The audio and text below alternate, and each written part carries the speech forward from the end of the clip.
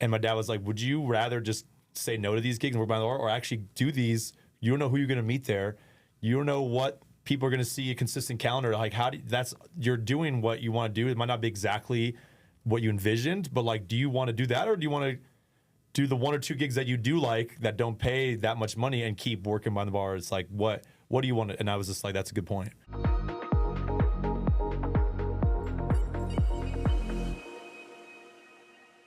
All right, welcome to the Super Good Podcast. My name is Corey Caprista, and I have the privilege and the joy of getting to have My man. Trips, or known as Michael Cherney to some people. There we go. Government names. That's right. Exactly. And we've been friends for a while, and I'm excited to have you on the podcast, as I was telling you before, because I think you're really a standout outlier in a bunch of areas. So I'm excited to get into that with you. Trips is a world-class DJ. He is based here in Las Vegas now, grew up in Southern California. We'll get into some of that. But what I wanted to start with was who I was thinking of in terms of who might be interested in listening to this podcast. Everyone's a DJ these days. And I think for me, I'm excited by that. That means when you're at a party and someone doesn't want to DJ, well, we can make someone else get on the decks and have everyone's self-expression come out through music. So I know a ton of beginner DJs, or new, maybe even up to intermediate, and people, you see the spark in their eye when they start. And as you follow along with people, and I know a lot of friends, known them from before they were DJing, and they got the bug, oh, I want to learn how to do that. And then I watch them start getting into it, and inevitably, or for people that keep going to some degree, they get to have some kind of hero moment on the decks. And they get hooked. They're like, oh my God, I just shared my music and the dance floor was going off. And you see the passion for wanting to continue and wanting to play shows where they get to rock a crowd and have that hero moment. Yeah. And what I've also seen, because part of my capacity is doing some booking. So people ask me, hey, Corey, can I play on this or play on that? And so I'm also in an evaluation mode for people. So I see them sort of just as friends. And then I also see them from more of a evaluation lens of where are you, what are you ready for? What kind of stage or audience or crowd are you ready for? So that's a long way of saying you're someone I know. When I look at you, I've been around a lot of DJs, seen a lot of DJs. You are an incredible DJ on a number of levels. So I wanted to kind of start out and talk about your journey going from kind of zero to hero, someone that started out and now you can play. I look at you as someone that could play any stage, any crowd, anytime, and find your flow and read the crowd and go. So maybe we can start with just hearing a little bit from you on your origin story as a DJ. Yeah, man. Like what inspired you to become a DJ? What was that journey like for you? First of all, thanks for calling me hero. I mean, I appreciate that.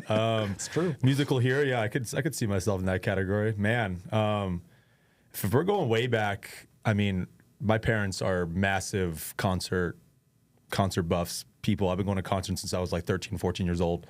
Rolling Stones, Prince, Smashing Pumpkins, man, Carlson, just to name a few. I think that's just kind of what just got me into just seeing crowd reactions and music without even actually really knowing it, being at a concert. And I didn't even like the music. I got dragged along as like a kid, and I'm just like, what are you taking me this old folks music, which is half the stuff I listen to now, which is like, thank you. I would never think like 15 years later, like half my music every day is listening to these Stones, listening to stuff. So yeah, that's like the beginning, I think, was the bite of the bug.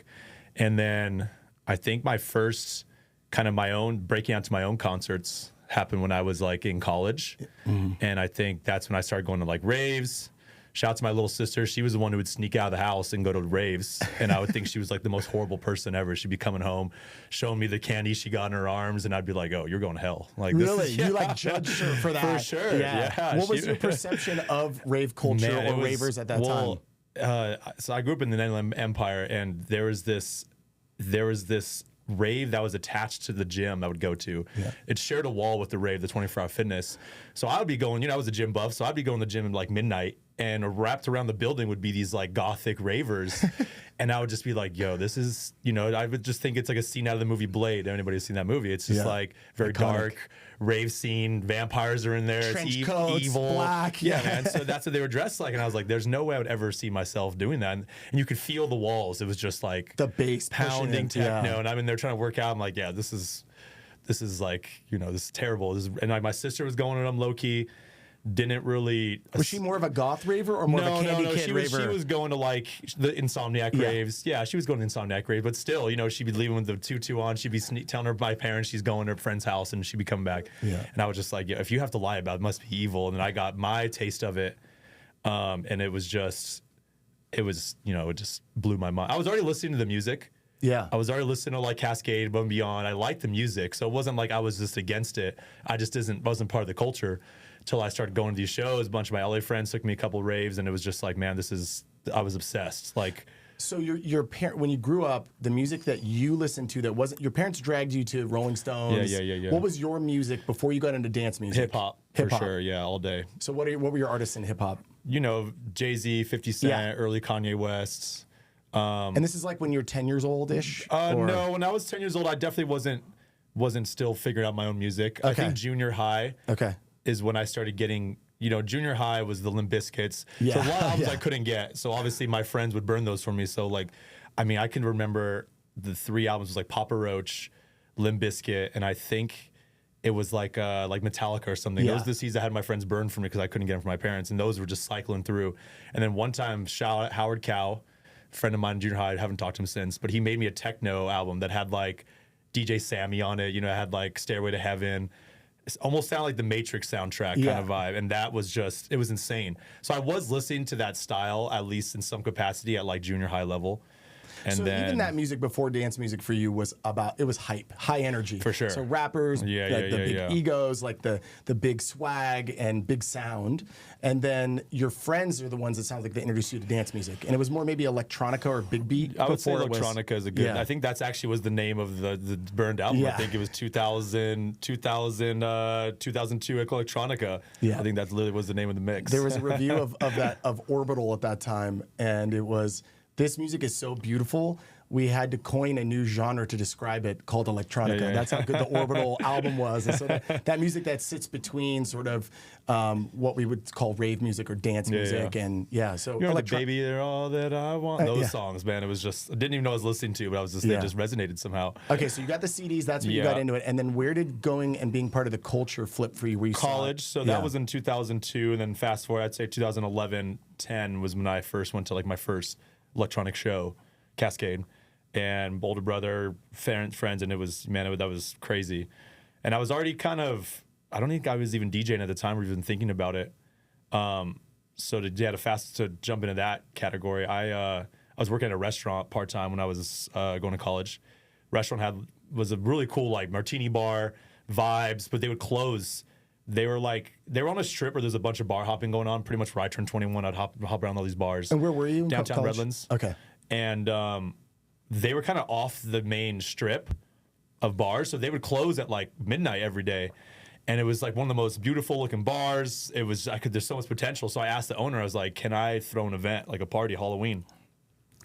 She was like, absolutely. Like she knew I was going to like a college. Like she knew I wasn't like super like a rowdy, college. I never went to like a fraternity or anything. So it was like all my friends were really respected. They're fun. So she gave me the green light. I asked my buddy who was a DJ at the time, like, can you DJ? I had no even plans to like DJ. And he was like, yeah. It's like, okay. He was a dubstep, really hard, like just headbang, which was dope. But I told him like, you got to play hip hop. Yeah. Like, and he was like, no way. I was like, I'll give you the songs. Like, I'll give you the blueprint. Just throw your headbang stuff in. Give me like, he was like, no. So I was like, all right, well, what am I going to do? This is like a couple days before the party. So I ended up buying a controller. Me and my buddy, I had a DJ partner at the time. Shout out John Kim in LA, still one of my really good friends today. And we called ourselves Chim. CH, my first letters of mine, his last name is Kim. I am. So we were like, we're Chim. Yeah, that was our name. So we practiced, and we threw this event, rented speakers, rented subwoofers. And it was still this day, probably one of the coolest events I've done. Yeah. That Blind college energy is unmatched. Yeah. Like when you get your friends together at that age, it's unbridled energy. For sure. Yeah. And what was dope, because like the city I lived in is called Loma Linda. That's where I grew up. Loma Linda is it's known for, it's people who know Seventh-day Adventist Christian. It's known for and it's known for their medical school and dental school. Pretty much anybody who moves to Loma Linda goes into nursing school, dental school. My dad went to medical school there. So all of my friends that are now doctors, dentists, they all were going to school there. So not only was it me going to college there with my college friends, they were bringing all these medical students to these parties too. So it was like perfect storm. Good people, like there was never any fights. Dude, I never even had security. Like our security was like the cook. Yeah. The Thai cook who was 5'3", already probably drinking beer off his shit. And he was the one checking IDs for us. That's awesome. And it went off. It was probably one of the coolest. Line down the block, the biggest money making that restaurant's ever seen. They've been around for like 15 years. And is that off tickets or off drinks or? No, I didn't charge. I don't think I started charging till like the 9th or 10th one. Yeah. That's how often we're in. Then I was finally like, all right. Then I had to start doing the free before 11. Yeah. Girls get in for free, guys pay. And it was still was like down the block. So the event had, even though you were spinning hip hop, and was there dubstep as well or just hip hop? No, I would start mixing in my at the time I was listening to all the big, the big Tiesto remixes, David Guetta's, all that, the David Guetta, Kid Cudi songs. I'd mix in those, bingo players. But obviously it was mainly hip hop, but I got to do the freedom of just kind of mixing in the rave stuff I was going in and listening to as well. But the party had plur, like the peace, love, unity, respect from the start. Yeah, I think it was more of a ratchet start from okay. I think I kind of transformed it. We would have different themes, I would do like Valentine's theme where it would be like I just started making up themes as I went along. Then we did like a Hawaiian tiki theme where I rented like tiki torches. Yeah. Everyone dressed Hawaiian, and that was kind of like I kind of matched the music with the vibe, obviously. And then I would kind of do I would just keep like, what else can we do? And it would just kind of every month. People were relying on us every month to like. They're like, when's the next? Yeah. What are you guys doing? When is it? What's the date? People would be like, the restaurant is called MU. Yeah. And people every week, when is the next? When is it? Are you going? Everyone's like, are you going? And that's just like the word that got spread about these parties. Well, take me back. Okay, so you want to throw a party. You're like, hey, I know a DJ, the only DJ I really know. Will you play this? Yeah. He's like, yeah, but I'm not playing hip hop. So he's like, you're gonna have to do it. Yeah. No, he didn't say I'm gonna. He was just like, I'm not doing it. So you were like, well, I don't know any hip hop DJs that I can call. I'll just figure this out. How long did you have between that decision and when the party was? Man, 48 hours.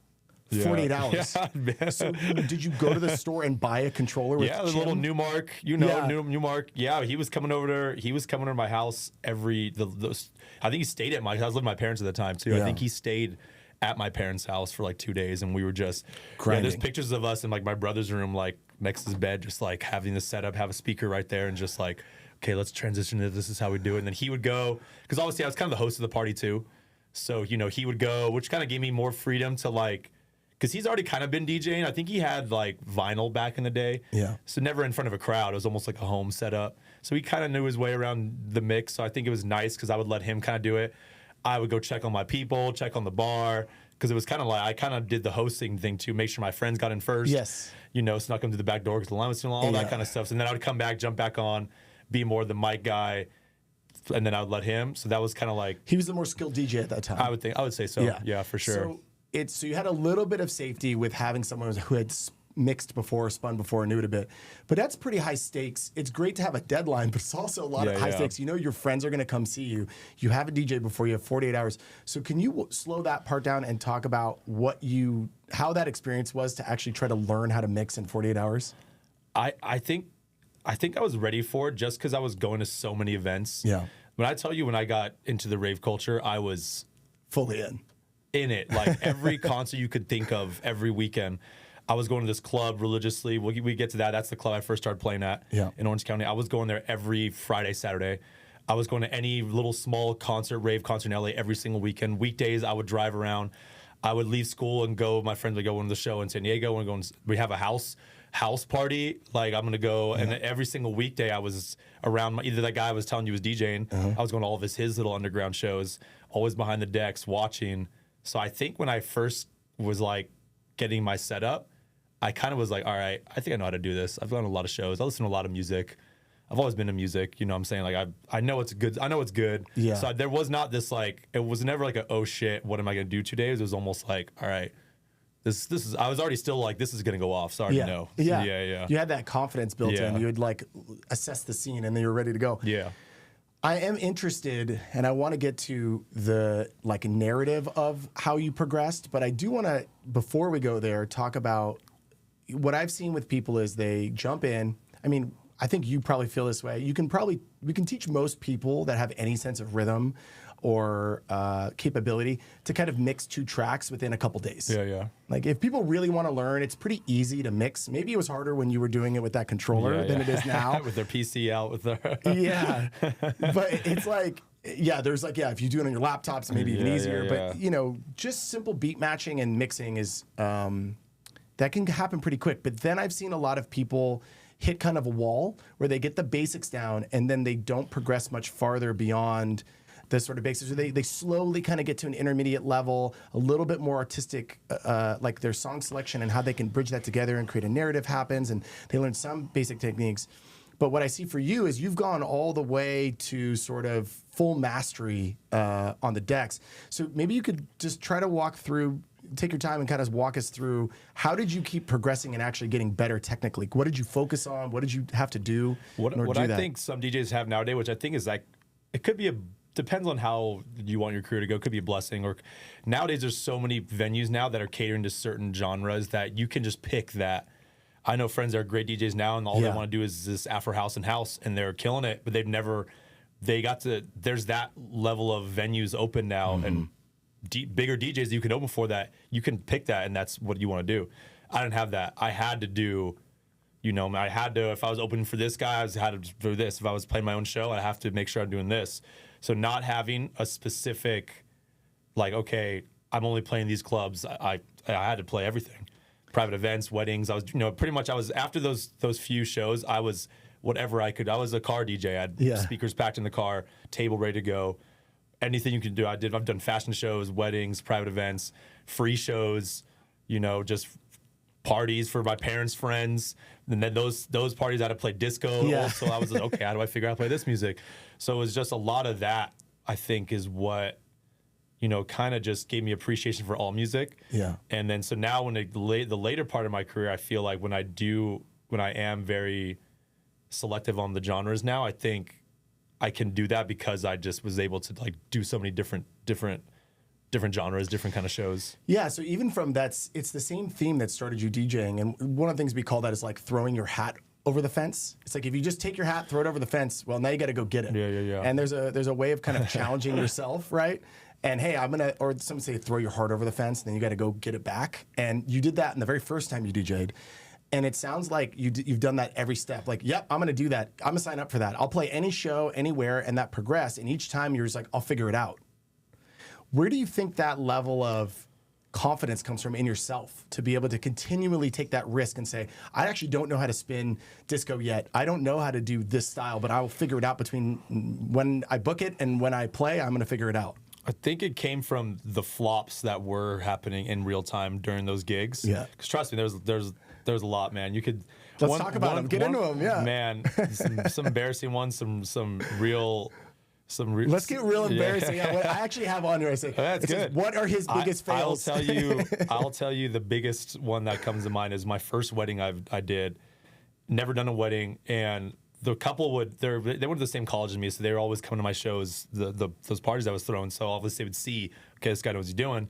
Submitted a mix for them, and obviously my mix was very like EDM heavy, upbeat. So like a lot of back and forth. Like, can you kind of dumb it down for this and this, and so obviously up to the anybody who kind of my main source of contact for a wedding is the coordinator. We're talking about everything.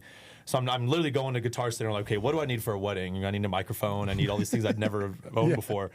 So I'm on the phone, the wedding coordinator, picking out all these things, and then cool, I get to the wedding. It's a dry wedding, first of all, because it's like it's a Christian wedding. Okay. So now I'm like, okay, which I don't think I knew that. Obviously, I had friends in the crowd at the wedding too. I actually knew some people there, I had good friends. So they had, obviously they were sneaking the flask around to people. And yeah. So it's, first of all, a dry wedding. I'm already trying to like a lot to just real, and and also it's outside in the summertime in this tent. So I'm like wearing a full-on suit, sweating, figuring out. Are we talking like 90, 100? Yeah, up in those range. Yeah. So I'm I'm playing my specific songs, walkout song, and I play the wrong song for the father-daughter dance. Oh, no. And because I had them in order on my USB, right? And obviously at that point, I don't have them.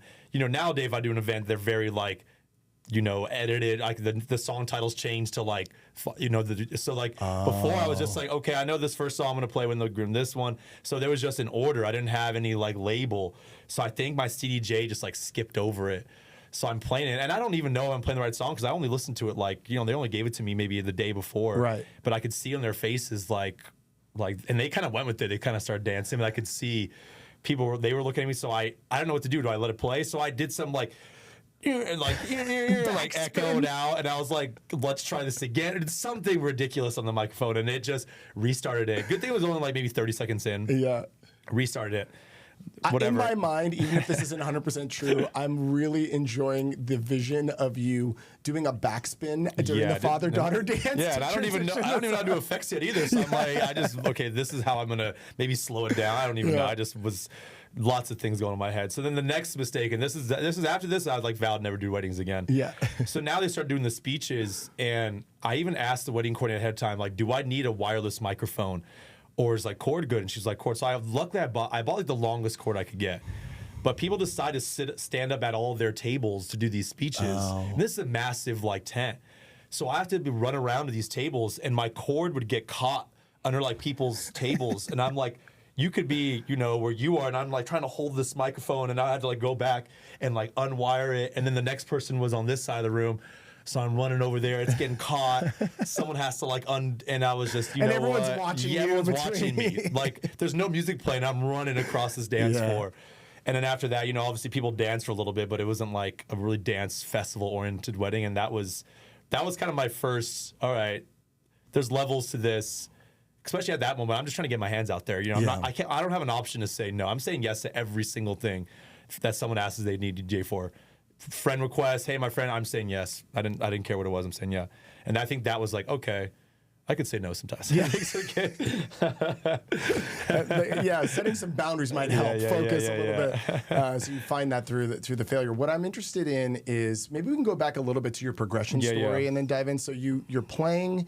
You play the shows, you're doing the monthlies, you're saying yes to everything, you're still in college. Then what kind of comes after that? So I was going to this club in OC like every weekend. It was called Sutra. Shout out to Sutra. They're no longer a club, but every weekend. It became Time Nightclub now, which is a big club in Orange County.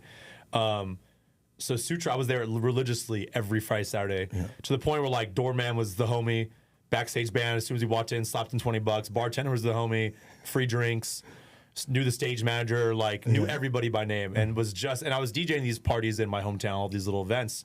And obviously I would plant the seed, I'd come in the door, first guy, oh man, I'm a DJ, let me play. And I'm telling you, this is how this is the beginning of the EDM scene. Like every weekend it'd be like Armin van Buuren Friday night, Hardwell Saturday night, Zed, Porter Robinson, in a small club, like icons in an intimate setting. In a maybe 500, 700 person cap room. That's like, nowadays they're selling out, there's the Coliseum, stuff like that. So I got to see these guys, for free, and every weekend I was going. So that was like kind of my intro to the club, going from my own events to like small bars, private events, the weddings. That was my intro because finally they gave me a shot. They're like, yeah, we can have you. They had a back room. They had like the main stage, and they had a back room by the bathrooms. So my first gig was the back room. And I remember the flyer was EC Twins. If you remember the EC Twins, they were like these twins that were big. They were pretty big. They did songs with like Nervo back in the day. Yep. So they were hot in Orange County, like LA scene. So they were the main guys, and I was the main backroom DJ. I think I brought out more people than the club had tickets for EC Twins. You couldn't even get in the back room. I think I had shouts all my people coming out. I had like over 100 people, and it was like literally as the headliner was on, no one was out there. They were in the back room, just because the club was predominantly people that I invited. Yeah, and obviously clubs, even now to this day, luckily I kind of surpassed that stigma. But it was all about what can you do for us? Yeah, for openers out there and supporting DJs at the beginning, spending some time or a good amount of time rallying a community, whatever way you can do that, whether it's your social media presence or it's in person, promoters and bookers are looking at how many people you can bring out. They pay attention to that, especially if you're get your shot and then you want to get invited back. Yeah. Right. When you say beginning, this went on for like 8 years having to do this. Well, that's what I was going to ask you quickly, because then I want to hear more about the 8 years. How long were you going to? Wasn't time Sutra? Sutra. Yeah. How long were you going to Sutra consistently? Before my first before show. they gave you that back room. Man, at least a year or two. Every weekend, I'm telling you, at least one day every weekend, me and my friends would drive an hour each way, go to Sutra, drive back home. So one thing when I think about you specifically, what makes you special, one of the things is consistency and discipline, and you show up in that way in a lot of areas, which we'll get into a few of them. Have you always been that way? Where does that come from, that level of consistency and discipline? Man, I think it has to come from just my work ethic. When it comes from just my job, I've been a lot of random like 9-to-5 jobs, which a lot of them I love, but I think it's obviously still my parents. I don't think I've ever. I think an hour early to a flight, I feel like I'm late. Yeah, like that's how my family is. Yeah, we have a dinner reservation as a family at 7. We're at the restaurant at 6:30. Yeah, sitting there waiting for 7 o'clock. You know what I'm saying? We have a concert that every time I go to a concert with my parents, we're there hours before the main band even goes on. My dad's, parking, getting the venue, which obviously that's, you get there that early. You're inside by 30 minutes and you're waiting around. So I think that consistency of being professional transcended into a job, school, obviously I'd skip class, but when I was there, never late, all that kind of thing. So I think when it came to something that I was really passionate about, I think that kind of stilled with the need of wanting to be part of this, mixed with the professionals and mixed with that kind of life. So I think that was a good mesh for me. Yeah, I mean, it definitely shows. Is that your dad and your mom? Yeah, I'd say so. And your dad's a doctor? Yeah. And your mom, what does your mom do? Just house. She's had a lot of jobs growing up. Just number one mom. Yeah, just number one mom for sure. That's awesome. Raising 3 kids, 100% number one mom. You are really consistent. I mean, if you just if we pause for a second, what are we willing to do every weekend for 2 years before we get to the beginning, get to the starting line? That was 2 years before you even got on the starting line. And then it sounds like you said you did it for another 8 years. Well, then as soon as I did that one gig in the back room, they were just like, you're playing main stage from now on. So and there's levels to this, right? It was like back room, everybody's inspired to get to the main room. Yeah. Some DJs stay in the back room, but it all depended on how, I brought out a table that day, my brother and his friends. Honestly, it took a whole collective. Because my older brother is 3 years older than me, and at that point, he was working in a hospital. He had money to buy bottles at that time. Him and his friends. My friends didn't. My friends we were in college. They're the guest list group. Yeah. So I had a mix of my brother and his friends who would buy bottles at these clubs. Then I had my friends who would show up 50 deep.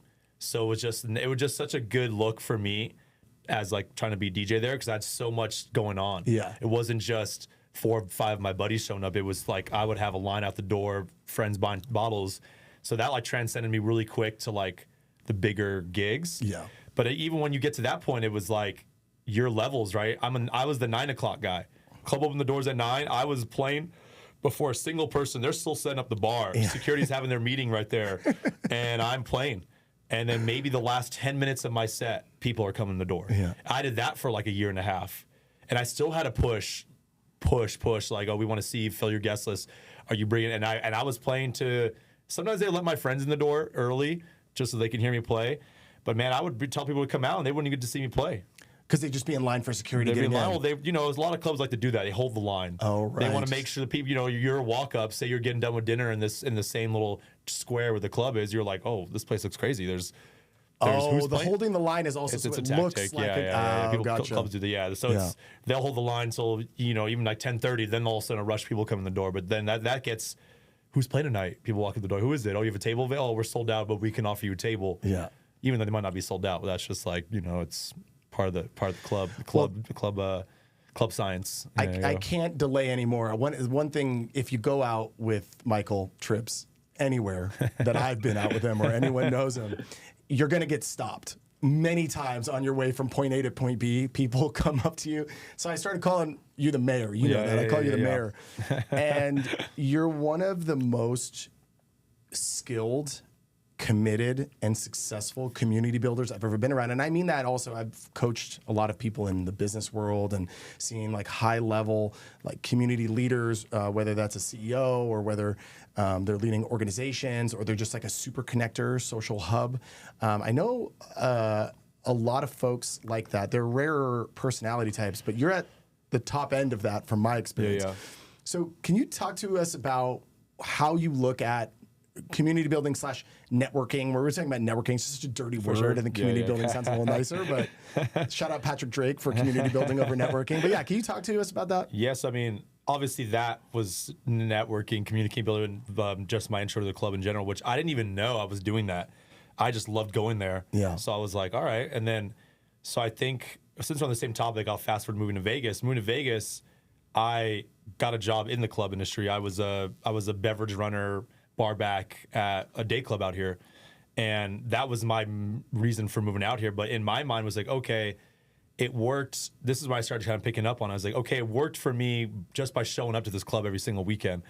Now imagine if I worked at a club, would it be able to kind of do the same thing? Yeah. And which I didn't know if it was going to do. I mean, obviously I heard the job was good money. It's a good chance for me to move away from home. I was still living at home after I finished college and through college. So it was a good chance for me to move out. Also, from friends working in the club industry, like, yo, the money's great. Yeah. It's a great atmosphere. And I'm like, cool. Well, I'm DJing back and forth, LA and Orange County. So I might as well. And that was one of the best, just the way I was kind of moving about DJ scene. That was one of the best decisions I made because like, you become so close to people you work with, especially in that industry. It was like, doing doubles, triples together. Yeah. You become so cool with not only your managers, the booking agents, even sometimes the DJs. Sometimes my section's the DJ table. So I'm the one taking care of the DJ too. So I'm meeting them, the security guards, the cocktail servers. We all go out on the regular outside of working together. So, and Vegas, people don't know, but Vegas is kind of small. It is kind of small, especially in that industry. It's like the smallest. Just like you see when I go out, yeah. Biggest small city or the smallest, it's biggest, smallest city. I think that's you got it right the first time. And that was just opened up so many doors for me because I was meeting the right people. And everybody in this industry, whether you want to level up in what I'm doing or you want to level up, become a manager, become a booking agent. There's guys who are booking and ladies that are booking venues now that when I was working with them were bartenders. Yeah. Some were security guards. Now they're the AGMs of this big club. Now they're starting their own venue in this other city. And that me already being just how I am as a person mixed with meeting people like that in this city, that's why almost every month weekend there's some new place that I know somebody that leveled up that I used to work with in the trenches is now they're loving their certain way. You have like that's like the best case study for proximity is power. Like moving physically to where the scene is and then immersing yourself in the scene. It's one of the most powerful ways for sure we can advance ourselves, right? In relationships and opportunities is like being actually close. And so for you, it's like that one deeper. I'm going one deeper. Okay, I was at the club, but what if I then worked at a club? How much deeper can my networking go? But before we go further on that, because I do want to talk about that maybe a bit more. Can I stop you real quick? Yeah. There was a negative side with that too as well. Oh, okay. So as I was working the club and they would kind of throw me a bone and be like, oh, they would see me. Literally, I would like whatever headliner was at Marquee, say like a Party Favor or like a Dylan Francis, they'd be playing at that Sutra Club that night, and I would be the one opening for them. But I was working at the day club, taking care of their bottle service. So I kind of put that in the club's ear, like, yo, I'm literally the same guy. I'm playing with them. So how can we? So they'd throw me a bone here and there, but they'd always treat me like an employee. The days I would DJ there without being in my uniform, I was still treated that way. Managers I'd still be on my tippy toes which I get. I'm an employee first. Right. You guys are maybe giving me a couple $100 here and there, but I was not treated like a DJ whatsoever. It looks good on my resume, the marquee flyer, the whatever was playing, my face. Obviously, to me, that was a big deal because that's literally what I came out here to do. So obviously, to me, it was huge. I'd be on the little pamphlets all over the town, people passing out like trips. I'm like, this is sick. But I wasn't treated that way, which I get. I was employed by you guys. I still have a code of conduct to like follow through. Yeah. So that was always, it helped, but it also, I think, it kind of kept me at a certain level, just in this city alone. Yeah. Kept me at a certain where like, okay, yeah, we see what you're doing, but also like, you have to be here by 9 a.m. tomorrow morning to just roll towels up and clean ice buckets and clean champagne glasses. So make sure you're here. So there was that. I literally would do that the first day, and then the next day I'd be showing up to work and having my polo and set up the bar. It's a challenge when you're evolving as a human being. This can happen if you stay in the hometown you grew up in, around your family and your friends you grew up with, and you want to evolve a lot as a person or grow as a person. It's no one's trying to be this way. It's just kind of human nature to agree. Is people see you as you're kind of frozen in time for them for when they kind of bonded with you or got to know you. And you could be maybe, the 2.0, 3.0, 4.0 version of yourself. And some people will really have a hard time not seeing you as the 1.0 version in their head. For sure. And so I've had a lot of friends or people I know, I've coached, whatever. They sometimes need to move cities to really step into the evolved version of themselves, and it helps. And then sometimes if they leave for a while and then come back, and there's a little bit of like their absence or their time. Not that everyone has to do this. It's just I've seen it happen, and people have an easier time updating their version. For sure. So did you have to leave working there at some point in order to really be seen in a different way? Yeah. 100%. Well, I mean, obviously, I think it was just a perfect storm. I mean, obviously, it was a bad, terrible thing that happened, but COVID, everybody, especially in that industry. Every single employee got let go. So it's like you can't. Maybe some managers got kept on, but we didn't know what was going to happen. Yeah. So even I didn't know what was happening with DJing, but just still on the same topic. Yeah. I mean, they just kindly let everybody go, and then they started doing callbacks because clubs open relatively pretty quick here. Yeah. But I don't know if you remember, they were called dinner clubs or something. Like if you booked it, say you went to Marquee, you had to like have food there. You had those rules, like right? Regulations. You couldn't stand up and dance. Oh, really? Yeah, you couldn't dance. You had to wear your mask. You could pull your mask down and eat. They couldn't just serve you drinks without ordering some kind of food. Yeah. It was called Marquee something. It was like Marquee. I don't know. It was Marquee something. It wasn't just Marquee Day Club. They had to call it a certain thing. Trigger warning. We're talking about COVID, is sorry, we're taking you back there. And it was an interesting time. And I was even some of my first gigs I was doing in downtown Vegas, like when Disco Pussy first opened, Commonwealth. I remember playing Commonwealth just around, and I was upstairs, and no one was be allowed there, and they were just live streaming me. To the downstairs. Everybody was partying downstairs because the tables, and I was upstairs on this beautiful rooftop. Commonwealth. We both know Commonwealth very well. I got married at Commonwealth. And I DJed your wedding at Commonwealth. And I was up there by myself, mask on, and they had cameras on me, just like how we're doing here, and everybody was downstairs having a great time, and I was just like, this is crazy. But they had to do it that way because it would be considered like live music act. So they had to consider it that way where there was like a dinner. So obviously, so that was my chance, back to the topic, was, okay, now I'm not working here anymore. So now... Right. That was your clean break. You didn't go back to working there after COVID. I didn't go back to working there. I went back to like a part-time job, like a bartending job, just to kind of, because the DJing, that was kind of slowly rolling back. Yeah. Gigs weren't paying enough. They weren't paying as much. They weren't, because now you got to think about this. Now I haven't DJed for, you'd say, almost 2 years. Right. Do I even know the same guys who are booking me consistently at all these clubs? Are they going to want to do the same job?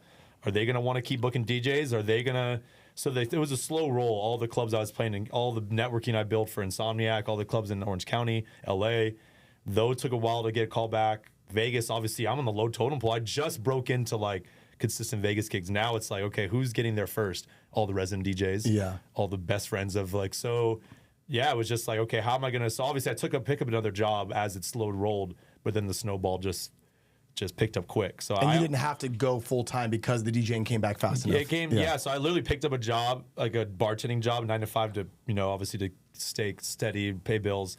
That only lasted maybe a year until I was like, all right, I can do this DJing thing full time. Do you have any recommendation or advice for anyone who wants to quit their day job and go full-time DJ, at least like making money in terms of, there's kind of two routes. One is the artist producer route, and a lot of people do these concurrently. You're kind of working on them in parallel, but the other one is sort of playing paid gigs, enough of them where you can make it. So do you have any advice for people? I think one big advice thing that I actually got from, it was my dad, was like I've always had 9 to 5 job. Even since high school, I was working like daycare, taking care of kids. When I got to high school, like I've always had a job, and so I always actually liked having a job. Yeah, I liked the consistency. I liked just obviously the money, but I think I just liked the structure and the consistency. Yeah, wake up at this time every single day, get into this time, worked these hours. It was just I liked the regiment, and so stopping that was really hard. Just because, the money wasn't the same, but also it was just like, man, like okay.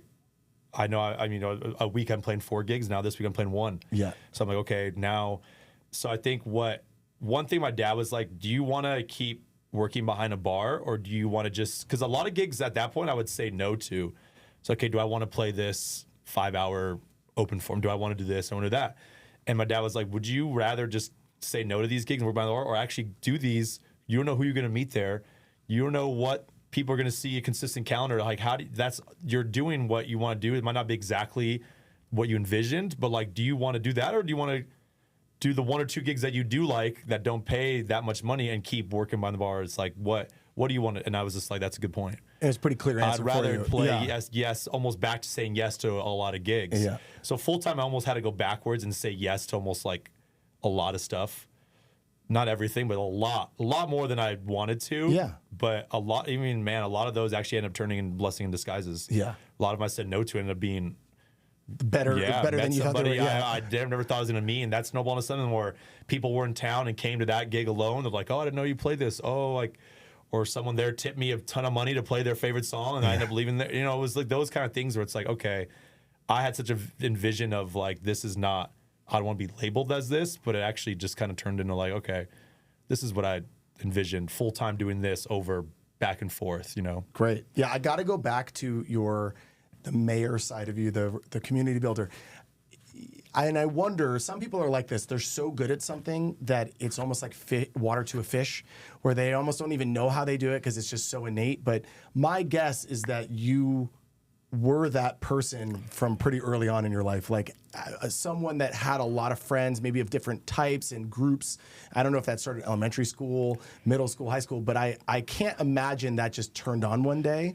Like, what do you know about yourself as someone, because you can connect with and make bonds with not so many people so quickly across different types. I just want you to go back to that. Like, what do you know about yourself that makes you that definitely way? a late bloomer when it came to a lot of friends. Yeah?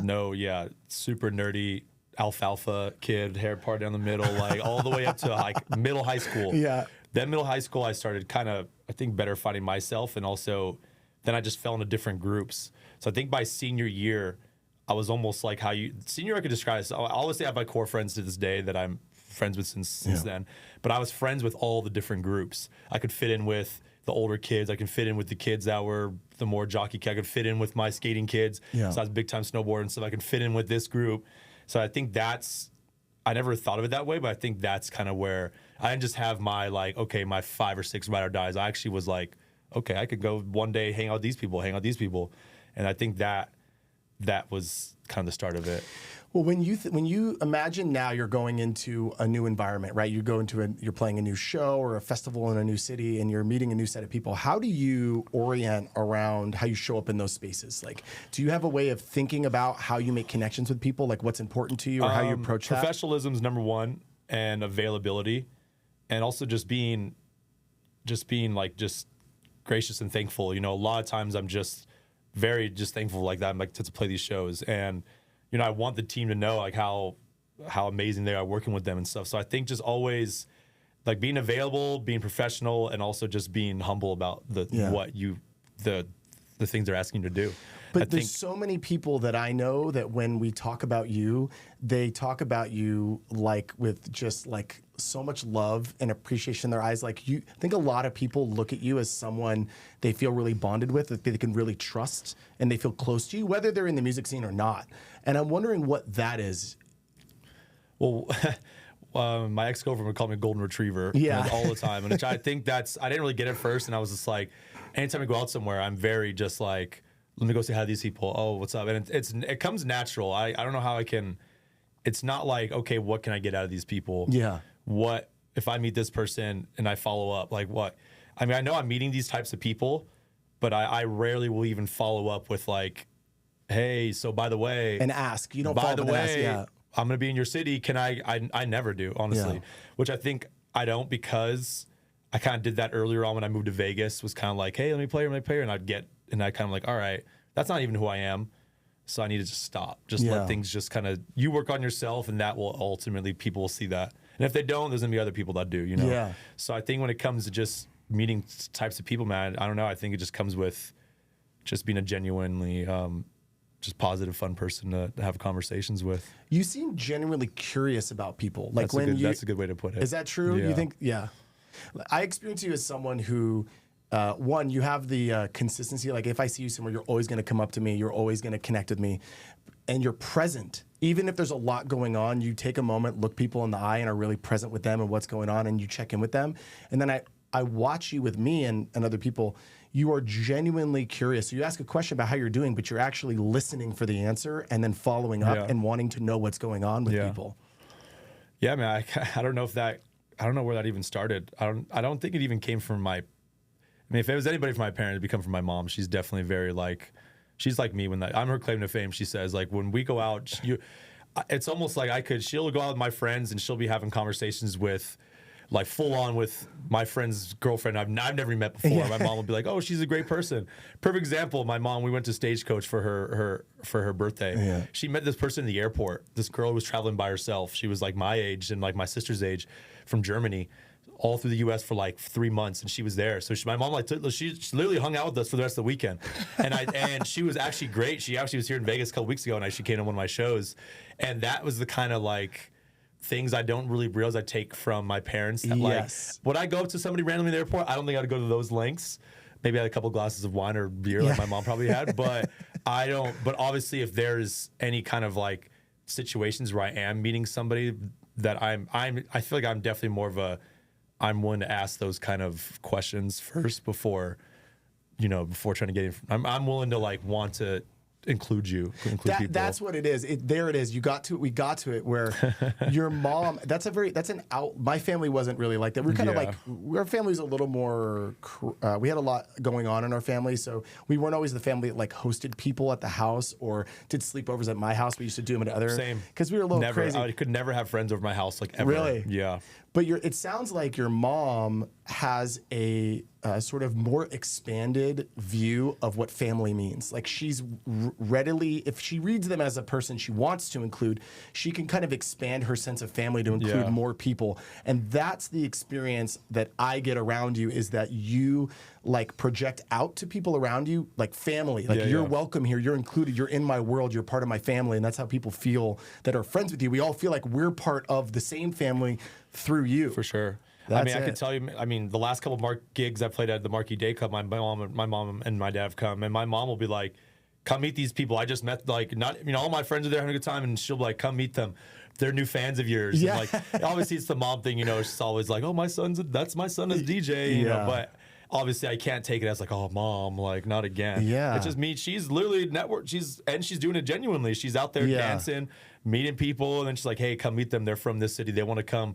Give them your information. They want to come to your next show. And that's definitely like, that's just how she is. And it's like, man, that's something that it's easy to kind of take that as like, I don't know if you say embarrassed. It's easy to take that as like, okay, but but there was years ago, I flipped it as like, I'm blessed to even have my parents here to my shows to begin with, to even give me the green stamp on this career. Yeah. And then 2, love this stuff. And then 3, now you're out there, genuinely meeting people and giving me new fans. And now I go to other cities and like, hey, I met your mom. Literally be like, hey, remember I met your mom? She was so great. I'm going to be in LA this weekend. Are you playing? I get that stuff all the time now. And it's like, starts with like, I met your cool mom. I'm going to be here. Or it's pretty, Yeah, it's amazing. I mean, I think it's something that everyone can reconnect with or not reconnect with, like focus on and ground in, which is being open to people, like actually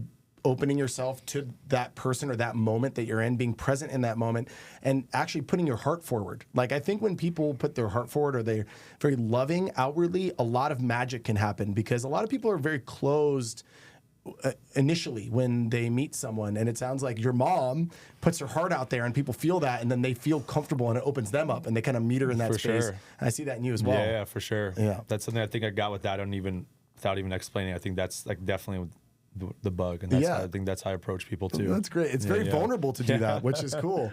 Well, I want to take us to a question that I don't know what you're going to say for this, but I am very curious about it. I'm curious for the question then. You've grown your skill. Yeah, good.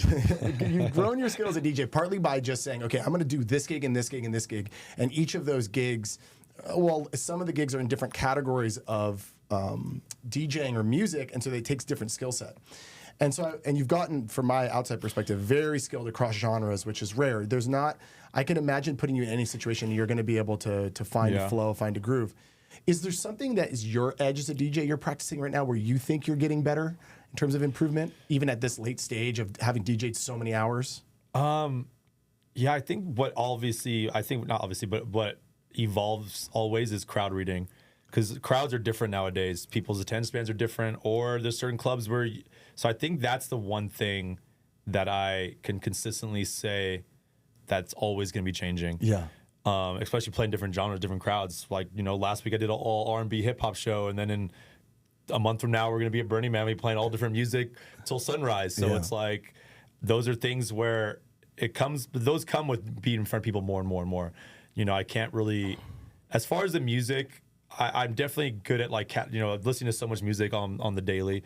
I can definitely be like, okay, this will go off my next show, this will go my next show. But the preparation doesn't come too much anymore because I play a lot in front of people.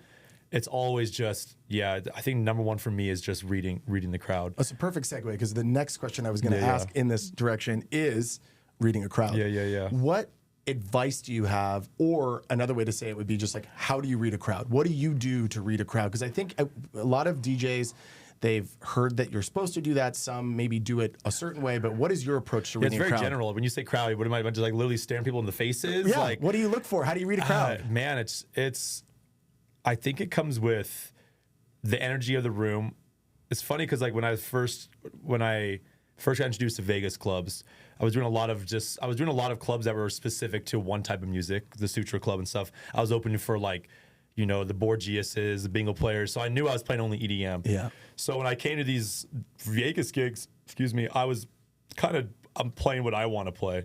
And a manager who's actually a good friend of mine now, we were out one night, and I was always like, okay, well, I'm going to show these people what music is, right? I was always like, they don't know what real music is. That was my mind. I was like, I'm going to play some underground shit. Like, they don't even... Very ego. Yeah. I'm going to show them. Not even ego, but also just like ego. I think it was more of just... Because I would see the reactions from these crowds where I could play this music, where I had the green light to, and these specific venues. Because the specific venues that are for specific types of music. So I kind of assumed if I do Vegas is, I could kind of do the same thing. Right. And I remember just seeing me try to play maybe some weird or songs that aren't even out yet, and I would just see people not even paying attention. I'm just like, man, this song is crazy. Yeah. How are you not? I listened to this song 20 times yesterday. This is insane. And I remember a manager telling me it was great advice too. He was like, you keep getting get great validation from because I would get validation from all the employees, right? The host, they'd be like, yo, you killed it. But because we listen to this mainstream stuff every single day, so obviously they liked what I was playing. Yeah. Because they were listening. We hear the same songs every single day. Like, oh, you killed it. And I would be like, all right, I'm doing a good job. But that's not really what the job is, especially in this city. So I remember he was telling me man, you got a cabana from over there. They're from Arkansas. You got these 3 bachelor parties on the dance floor. They're from Nebraska. They're from Minnesota. They're from Canada. You got this guy spending, $100,000 from Mexico over there. How are you gonna get them to dance and him to pop off and them to have a good time? What do you think those songs you play are gonna get that to happen? I was just like, no. You're right. You're with your teacher, no. And that was a huge okay, this is a whole different ball game, and this city than any other city. 100%. It's not even close. Some take it as a good thing, and some take it as a bad thing. I think it's a little bit of both. Depends on how you look at it. Yeah. So that just changed my mind and just changed even though I had lots of gigs under my belt leading up to that moment, it wasn't like that when there's more pressured, because those open format hip hop gigs I did earlier on, it's like a college party, obviously runs a space out. So no matter what, it was going to go off. People that they're young, they're 21, they're 24, they're just going to party.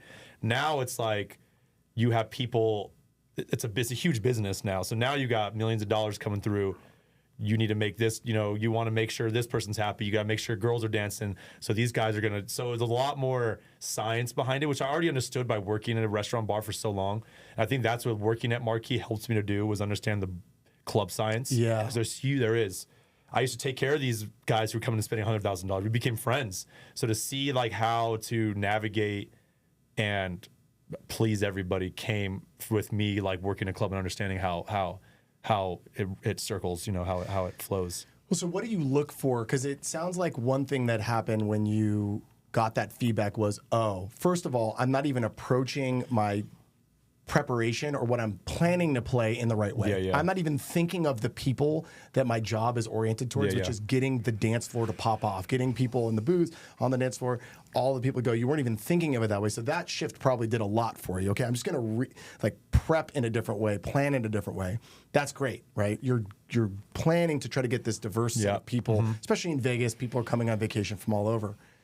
But when you're because you do DJ in other cities and other clubs at festivals, so when you go in with your preparation and then it's happening, how do you actually read the crowd? Are you feeling the sort of room and just kind of at a general sense, or do you look at individual people and try to get one person to go and the other? Yeah, how do you do it from a more technical venue? It's definitely case by case venue and what genre. If we're speaking specifically Vegas clubs, I focus on getting the ladies to have a good time. Yeah. It's number one for me because it's like girls dance, everyone else is dance. Girls having a good time. The guy spending 20K is going to have a good time because he's now.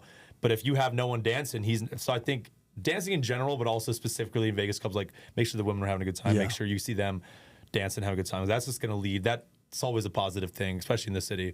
Obviously, when it comes to other cities, if I'm touring with another DJ and I know I can. There's a certain genre, those are the kind of gigs where I know I can kind of stray off a little bit. Yeah. I can kind of play more underground stuff, more stuff that I maybe like that I know I couldn't play. Like I think I was telling you this, I toured these DJs where I played in other cities and I've played some stuff that I've never played for and it went off. And they came to Vegas, I went for them in Vegas like a week later. And I couldn't play a single song that I played at the same set I played in like LA. Wow. Not a single one. Yeah. Because I would kill the dance floor. So I had to do a lot more. You were at that show actually at Marquee, so I had to do a lot. I literally couldn't. I had to throw away my entire opening set with a different city. But you knew that going in because you've been just Vegas in general, knowing that going in for sure. Well, let's get into some DJ questions then. And so we're kind of already in that zone, but how do you prep your sets, and has that changed over time? Oh yeah, for sure, it's changed over time. Prepping my sets, it went from early days hip hop, new hip hop. And those folders grew to 500 songs. Yeah. Okay, how do I do this? How do I find the songs that I really want to get to? So then that went to like right now my crates are kind of like ladies dance floor packers. Then it'd be like subgenre like booty shakers. Yeah. Then it'd be like subgenre like must play booty shakers. Yeah. Then it's like classics. Then it's like classic sing-alongs. Yeah. Then it's like classic. Bridge songs. So those are the songs where I can maybe do a vocal cutout. Those are songs where I can switch genres. EDM, same thing. Chill opening hour, main hour must plays, main hour hip hop EDM crossovers. So that's how my music is varied. And that obviously took time. And it takes time because I do a lot more 5-hour, 6-hour sets now. Like every weekend, like for example, tomorrow I'm doing 5 hours, Friday I'm doing 4 hours. And those organization came with the longer sets. Yeah. Before it was always an hour. Like when I opened for the bigger DJs, I'm playing 1 hour. To me, those sets are like cake. Yeah. Easy. And I don't even I used to plan my set out. Like it wasn't a pre-record set, but it was a pre-prep set. Yeah. I knew exactly what I was playing. I think I came to a point where I knew I was going to play this next song. And I could tell the song before it wasn't really going off. And I was like, all right, I think that's where that kind of flipped. Where like, okay, I can't keep, because I had a structure. I was like, I practiced these. I had an hour set, right? I practiced these 25 songs. Yeah, I have to play these 25 songs. Because I know the transitions. I've pointed them. In my mind, when I first started playing these bigger shows, like I have to play these songs. I can't stray.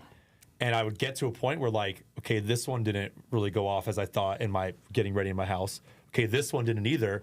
But then I'd be like, well, I have to play this next one because I don't know what else. Maybe I'd skip one and go to one after. Yeah. Okay, I know this will bring them back. Because maybe I'd try a different, maybe I'm opening for like a party favor house DJ and I'm like, all right, this is going off. Okay, now house isn't working, but I have 3 more house songs. Okay, F it, I'm just going to jump to the dubstep one and switch the energy up. So now I don't even, maybe I have like 2 songs as an intro, but now it's just very, very categorized. Okay, these 15 will work, I know. For sure. But now I just go around. I just play with them, load one with this one. Okay, I'm going to go on this one. I'm going to go this one. And the next 15, towards the last 30 minutes before the DJ, I had to calm it down a little bit. I know these 15 will work. No matter which one I pick up, I know that I can comfortably transition into those. So for you, it's really, these days, it's really about playlist organization. Yeah, for sure. Just organizing your record box like to the nines where you feel really clear where stuff is. Yeah. And it's organized by energy, mood, what are surefire, maybe where's the stretches. Yeah. And so even when you're playing festivals where you're, again, like maybe doing a tighter hour set, you still don't prep those. Maybe the couple opening, but you really have that much you were there. trust. So for EDC, I prepped as far as I knew. I did exactly what I did. I said EDC 2025. Then it was must plays, then it was fillers. So the must plays, I would do maybe like 3 or 4 of those in a row. I knew what first song I was going to start with, but I also had a backup because I didn't know what the genre was. Because the stage I was playing at was like anything goes. Yeah. You know, it could be like the hardest wasteland, you know, the 160 BPM before me. How am I going to like match that? Yeah. So even though Hard I had a kick. first song ready, I didn't even go into that one because the other ones they were playing the more harder stuff. So it's like, okay, let me start with this one, then I'll work my way to my first song. And then from there I would do maybe 2 or 3 of my must plays, and then I would jump into my filler folder, even though the fillers were still really good songs. Yeah. But I just wanted to like, I can't just go like, you know, must play banger. I wanted to also kind of bring the energy.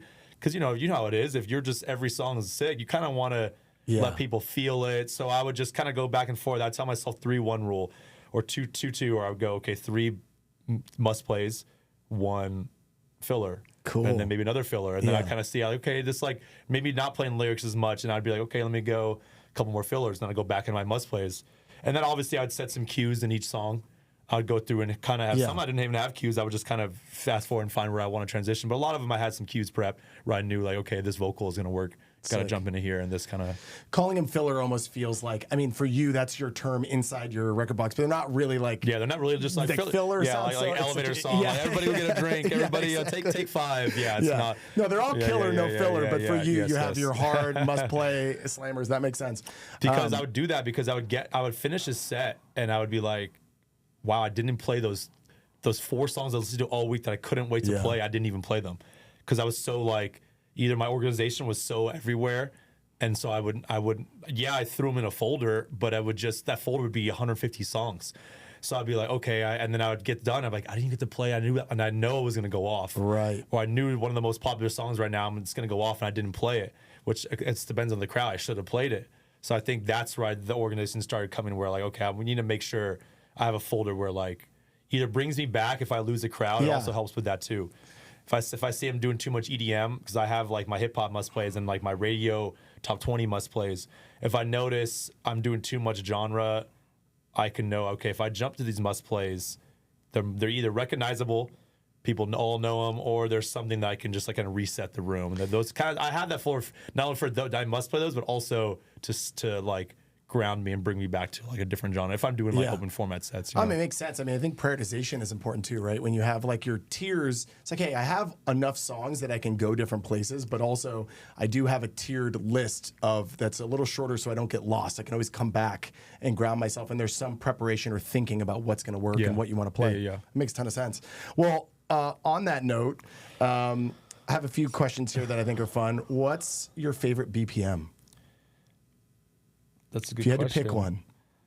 Man, I mean, I know it's just the easiest one to transition into, but just the 122 to 126, 127. If you had, what specific? Because this is for Nick Patrica from Walk the Moon. This is for him. Okay. This is his favorite question to ask is, what's your favorite BPM? Right now, I'd say 124. 124. 125, yeah. That's like a lot. That's like the BPM that like Solomon Actually, no, used I'm to sorry. spin. Live, I am. Let's scratch that answer. Yeah. We'll strike that from the record. No, we'll keep this in. This is great. This is great. So I've actually been really into like, especially my EDC set I've been really into like 130, 135 house music. Yeah. The Latin tech, the Chris Ducey kind of stuff, the Martinez brothers. Like, I've been so obsessed with that like style. Well, it used to be a lot of the tracks that were more up in that BPM. They were more, maybe less mainstream or more in a certain genre. Yeah. There's a lot of stuff across genre that's now up in that 130 to 135 BPM. And that was just such an energetic, like, don't stop moving kind of, which I really like. Yeah. It's like always the 124, you can kind of get stuck in it, and then you're like, okay, we've heard this before. I think the 135, even though it is house music and people don't know how this goes, it sounds the same, but I think it still just gives you some kind of energy. Even if you don't know it, it just keeps your heart moving. You're just like, all right, you just nod. You're just like, all right, this is and it's right before it tips over into so fast that some people, you lose them a little bit. I like things over 140 and all that, but we know we've gotten down to some over 140 stuff for sure. But there is a vibe change when you get higher than that. So that actually would be my answer as well. Okay, so what are 3 top sets that you've played and why? 3 top sets I've played and why. Or top 3 sets you played. First one that comes to mind would have to be, so obviously my parents have come to a lot of my sets, come to a lot of early ones when no one was there. And a lot of the early years was always like, Mike, you're living in Vegas. Can you at least, we can see you're doing, dude, can you at least go back to school? Like anytime I DJ somewhere, like, can you at least get your mask? Can you at least go to get your management degree? Like do DJing, but also the defining gig I feel like was, I got to open for 2021. I got to open for Cascade, like direct support in Orange County. And that was a huge call for me. I was obviously the first guy I've ever even seen live, one of my favorites. And so my whole everybody I could possibly know came to that show. And videos of my mom in the booth, like recording, and my dad's there. After that, I don't think I ever got one more, you can go back to school. Like after that, it was like, all right, I see what you're doing. So I think that's always going to be, not only because it's Cascade and that was like a big, but also I think with the accumulation of like just the group I had, and plus that being like a really like elevating point. Yeah, it's a milestone moment. Yeah. I love that.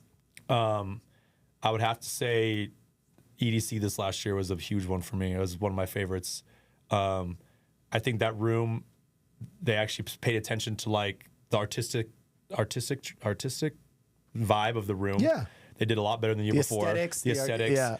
And just the Blacklight bar people I had, about. The people I had show up, and the genre I got to play. That was a very fulfilling, because I got to play EDC the year before, and obviously it was great, and I didn't leave me with the same drive and the same feeling I got after this last year. I mean, you got to play the Super Bowl of raves, and you got to play a very cool stage on a great sound system. I had a peak experience. And I just remember I kept looking up, and a different group of people would show in front of me, and it was just like, oh, my LA friends are here, oh, my Vegas friends, oh, my other group, and everybody came together. Yeah, it was I could literally look around and see like, okay, every group are different, but they're all like, and that was really great as well. I was watching that rotation of all your friends taking turns, like high fives, and the next group would come, high fives, the next group would come. It was sick. You also looked really cool during that set, for what it's worth. What's number 3? And I think number 3 is, so I rotate a lot of these clubs. Shouts Insomniac, but I've actually been blessed. I play a lot of Insomniac venues in LA and Orange County. Mm-hmm. They have a big staple of clubs, San Diego, LA, and I usually rotate those once a month. And 2 years ago around Coachella, they started doing these.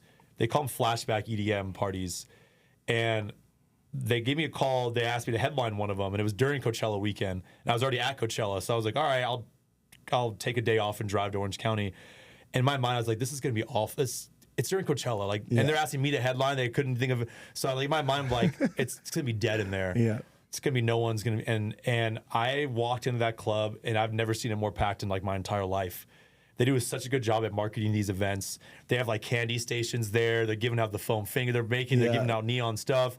And I get to play all the music that I didn't get to play when I first was DJing. So obviously I was going to all these rave. I was literally going to rave every weekend, but I was DJing these events where I was mostly hip hop. Right. I was mostly open format. I was mostly radio song. I never got to play these songs. And then by the time you were DJing, that music was less. Now it's not even. Yeah, you can't even fit in Avicii and Old School Cascade and Old School Bud Me On and Bingo Play, all that kind of stuff. So these events cater to that. I've done about 5 since, rotate all around like LA and San Diego, and they are by far some of the most rewarding sets I think I've ever done. Awesome. They're the crowd, the energy. It's just, man, I get to play stuff that got me into it. So I get goosebumps even like thinking about some of those shows. I got one coming up actually in a couple weeks, another one in San Diego. Yeah, the crowd that signs up for a retro EDM show is going to be like ready for fun. They're ready for insane, fun, man. It is. So I think that collectively, that event, which I'm in talks with some people to start throwing those kind of vibes out here in Vegas. Hopefully, we have enough people that mess with that music to have been there since day one. But just the Cali scene in general, people have been raving out. EDC was out there back in LA. So you just set such a different energy when it comes to that kind of music out in Southern California. People with kids now are just waiting for a chance to relive their youth. I love that. So that's number 3 of those. Are those just those events in general? Okay. Yeah, the throwbacks. Well, I have to ask who I think is one of the best DJs in the world. Who are your top 5 favorite DJs and why? Okay. Can I conclude like a live act as well? Yeah, 100%. Okay. Yeah. So top 3, so for me, a DJ, it's also like the music you make, your DJ sets, also like the stuff you do outside of, like, maybe you have a record label. I really like the label too. Other artists you put on, but it started with you guys. So it's all that's like that collective thing. So for me, above and beyond, Odessa and Zed's Dead are probably my top 3. Why those 3? Those are great answers. Yeah. Above and Beyond, just because like I think their record label is probably the one I would want to like inspire to release a song on. Yeah. And Juna Deep and Juna Beats. So like that's pretty much some of the music I listen to almost every single day. It puts me back in a good place. And I've been to their events. I've seen them like, at the Gorge, and I've been to their big weekender at the Gorge. So their fan base is really cool. So it's a collective of all those things. Like obviously, like there's times when I've been to a festival that I didn't go see them because I want to go see someone else. Yeah. But they're always going to be just like that staple of, this is what got me into it, but also you're still staying relevant with also the music you're putting on and the music you keep changing too. Yeah. So that's why I keep those old school, like, and obviously Odessa to me was like just a whole different element of music, seeing them live. Well, Above and Beyond's a funny one for me because when I met you, I've seen you play so many different genres, and I've seen you play some pretty muscular sets. I've seen you play hip hop. I've seen you play like just really banging house music, really thumpy. So I've seen you across the range, and I asked you, what's your favorite music? Because you can play so many genres. And that was your answer. Yeah, it was like the Injuna style. And I was like, oh, we got a softie, like a big heart on it, which makes sense. But I was like, that's all beautiful music. Yeah, for sure. It has some harder, but it's beauty. Yeah, 100%. So I love that. And then Odessa, you were saying why? Because of their... It just changed the game of going to so many DJ sets. And then the first time, I don't know if anybody's seen them live. You see them live, it's incredible. Mm-hmm. And that just like, it shows just that there's so much different ways to excel in music. And then they start bringing on a marching band. So then not only did they start doing their stuff live themselves, they started and then all of a sudden all their singers started, and it just changed the game for me as far as like, okay, like, because I've always told you I've listened to live music my whole life. Yeah. So now this kind of, I feel like bridged it for me, all these musicians I've seen, and then my DJ style of music that I like. And now I get to see, that was like the first thing where almost brought the two things that I've like, the stuff I grew up on. Now I'm seeing a live act with the music that I am super passionate about. I think that's what kind of started for me, was like their style of shows. Yeah, Odessa has that sort of arena rock vibe. Like they understand what entertainment is. Yeah, that's exactly. It's like a show, for sure. right? For sure. And they bring the live elements, and they have kind of cinematic music, and then they put something on stage that like, it's a full show. You feel like you're at. Yeah, they just did their last album was the soundtrack to that show on Apple, the kind of weird show. Something.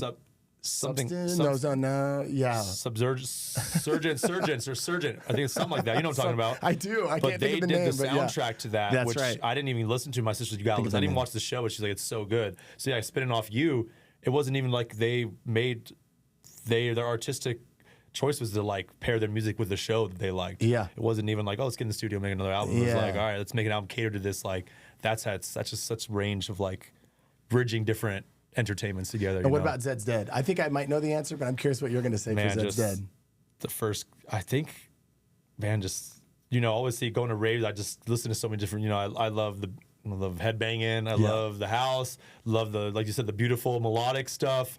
And they were like my first intro to like the Wompy. Yes. And then obviously if you've ever seen them live, their shows are it's not just that. They'll throw in like a classic rock song. Yes. Then they'll throw in like a Beach Boys track. Yes. With just and then they'll throw in some hip hop, like some Southern. And then that to me was just, okay, it was like a freestyle EDM set. Yeah. And then obviously they started coming out with albums in the last few years, like their like chill stuff. They call it, what do they call it?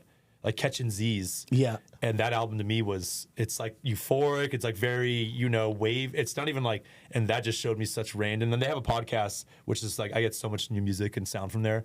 So that almost keeps them in the category just because it's not even just them.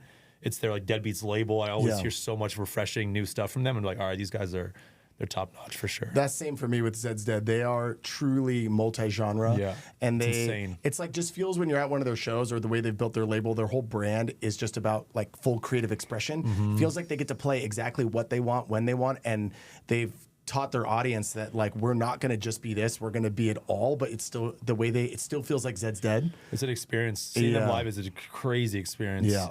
And then I would say Eric Prydz jumps in at number 4. Yeah. Just to go, just someone, you know, I was someone I first listened to, and he's evolved his shows into the 3D, the holo, and all that kind of stuff. And I leave 5 open just to whatever's What's the new hot now. yeah, for just you. because like there's so much new stuff coming out. Yeah. So I mean, I'll go to a festival, and like there could be those top 3 guys playing, but there could be a guy I've never seen that I'm into that I'll skip my favorites to go see him. You know, it's just because I know what I'm gonna expect. So I leave 5 open just to rotate. I love that, just to keep being inspired and whoever's really sparking you. Yeah. I love that. And like, you know, our lists, obviously the way you look at it, it's like, oh, is it a top 5 ever? Or is it a top 5 of right now? We can keep staying open to where inspiration is and how we look at these things. Okay, so this is a question from someone online for you. Do you have any pre-gig rituals? Pre-gig rituals? Or meals or superstitions, but like something you do before every gig to be on point. Rituals, I would say going to a gig. Now that I'm kind of thinking on the spot, I'm like trying to think of something that I don't really realize I do that I think I do. I think for me is when I get to I always get to a show early. First of all, I've never been remotely even close to late to a gig. DJing for 15 years, never been late. Yeah. Knock on wood for next gig tomorrow. So I always give myself time to even I love getting to the venue an hour early or to wherever, if the venue's inside of a casino or anywhere, just so I can so I think for me, having a pre-ritual beer or something, I'll make it sure to my point to get to somewhere, even if there's a bar across the street or anything like that, or I just go, I have time to go walk, I'll go do that, have a beer, have just something, and then it's kind of settle. So you're not rushed coming in. You're peaceful and grounded before you go in. That's pretty much. I don't really have too many rituals I think that's just getting there early is a ritual, and not even just the beer. Mostly there is a beer involved. Yeah. But there is times where that's not an option. Yeah. But just to be in where I'm going to be playing at, especially if I'm traveling for a show. Yeah. Especially if I'm in a new city, I give myself plenty of time to just to see what this place is about. What can I get from this city or culture that I'm going to bring in, or just kind of feel the vibes. Yeah, I think when you're not rushed, when you're a little bit slowed down and more present, you can open yourself up to the space in the room and what day is it? What time is it? How is everything feeling? And then you can attune to it. Yeah. If you're rushed, you're often going to be more focused on yourself, right? And so you're not going to be picking up as much from outside of you. But when you slow down, you're then more present with everything around you. You can read the room easier, for sure. Make decisions easier. I love that. Just to go off that, I was it actually gave me anxiety for them. I was on my way to EDC on Sunday. My set was on Sunday. I was on the shuttle 5 hours before my set even started.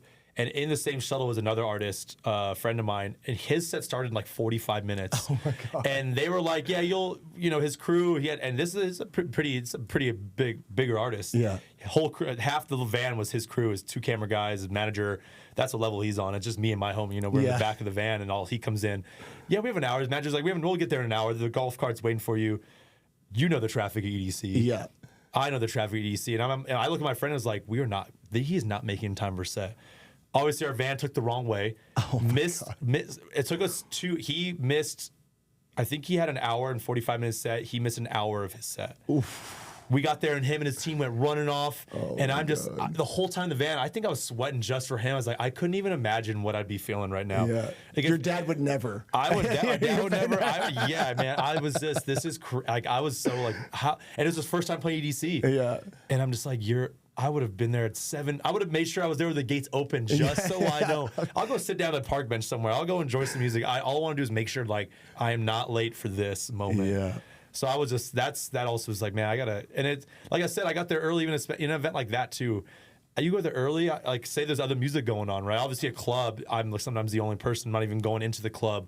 I'm hanging out outside the city or whatever, but going to a festival or something, I go early just to enjoy so much. I could just see 4 or 5 sets before I DJ. Yeah. That almost could change what I'm going to play too. Yeah, get some inspiration and read the crowd and the vibes. Also, I just love that story because it's like a lot of people's nightmare of like where you wake up late for a test. It's like that's the sweatiest feeling. I woke up late for a gig before. Yeah. I woke up. I think I had a dream probably that following week because of that instance. Okay, this question. I'm just wondering if you see any trends happening in dance music right now in terms of like DJing and club culture. And do you have any thoughts about where it might head in the next like 5 to 10 years? Like what's the future? Where are we heading in the culture right now, you think? I think definitely more wholesome, family-oriented type of events. You know, shout out to actually a good friend of mine. We do a lot of shows together. His name's Kevin Father Cap. We do a lot of shows. He's creating like a brand and these smaller, and he collabs with a lot of other little, you know, up and coming smaller collectives, and they do these events, you know, like these little rooftop events, or we take over like a bar, we take almost like what I was doing in the beginning, but obviously now on a larger scale. And I will play some of those with him, and I enjoy myself sometimes more of those than the pressure of like playing a big club. Yeah, because it's like organic, it's friends, the music's good. There's no pressure of like, okay, you can't. You're going too hard. Oh, you're not doing this. So I think that, and I see those actually being more fun. I see people having a good time at those more than actually the club too. Yeah. And I see that kind of being one trend is people are liking more organic, real feel, like they feel safe. They feel like they could be themselves. They can wear whatever they want. They can listen to all different types of music. And I think that's kind of, I think the big clubs and the big energy will always be there, but I think that is definitely, that wasn't around when I was first playing, right? It was either club or bust. Yeah. I mean, I was doing all these events, but those were just to get my name out there. But the Strive was like the only thing I could do was a nightclub, right, or a festival. Now it's like, no, you can talk to a venue and throw your own events, get a bunch of good people together, and a bunch of good DJs, up and coming DJs, which he's really good about, like giving a lot of DJs, like you said, there's a lot of DJs, a lot of good ones. I go downtown and play, man, I'm blown away by some of the people out here. And he has events where he only gives those people chances. He doesn't, you know, obviously he can get all of his friends on and all of us can play, but he's starting to throw events where he's only getting up and comers. Yeah, cool. He's only doing that it's for like a them. Discovery focused for sure. Event. Yeah. And I think that's seeing how I've been to a lot of events supporting and even playing and being behind the scenes and seeing how it goes. That's just it's just a rewarding thing to do. And then they happen on weekdays too, most of the time. Yeah. Because obviously he knows not to compete with like, you know, a Saturday night comes here in Vegas, you got every big name possible playing every 7 different venues. Yeah. So you can't compete with that. So now it gives people an option to go out during the week, gives you as a DJ an option to network. You know, that's even time for me to, even though I'm not playing, I know I'm going to be, everybody there is going to be people that I know from the scene. Yeah. So we can talk about even doing stuff together. Love that. When the next one is. So it's just those, I think that's where the scene is heading for sure. That's awesome. My take on that is more daytime outdoor parties. That's what Cascade's doing for his tour. He's doing daytime parties. I feel like there's a lot of people, speaking of those retro throwback parties, where the people that love music and love going out are aging and having kids. They still want to sometimes go out and have fun, but the nightlife hours are so crazy for people that have kids, or there's like a lot of DJs too are really in the health trip right now, and I think that's going to also kind of influence the crowds to be healthier and healthier. So I think we're going to see more day parties. That'd be my take. Yeah, I mean, something even to spin off. I just got asked to play it today. I went to an event probably like 3 or 4 weeks ago. It was at a steakhouse, like a really nice restaurant, and she's a huge DJ in Vegas, and they're giving her the keys to throw an event. It was an all white party, so everyone, I didn't know what to expect. I got invited by somebody. It was all white. It was insane. Yeah, such a good vibe. Now they're gonna keep doing those. So it's those kind of events where you can bring a lot of locals together, and plus have it maybe at a venue where it's like also known to maybe attract some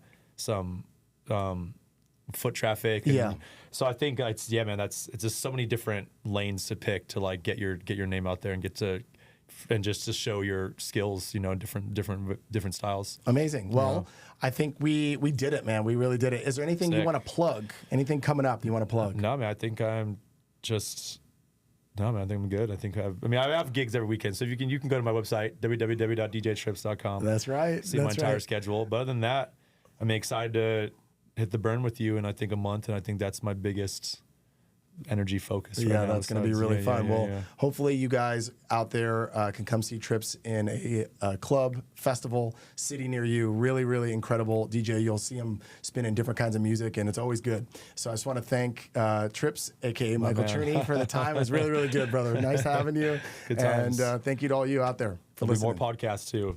Stay tuned. Let's go. There we Let's Sick. go. Thank you for tuning in to the Super Good Podcast. I'm Corey Caprista. If you could like and subscribe, that would mean the world to us. Also, please follow us at Super Good Pod and at Corey Caprista on Instagram. You could find more content and information there.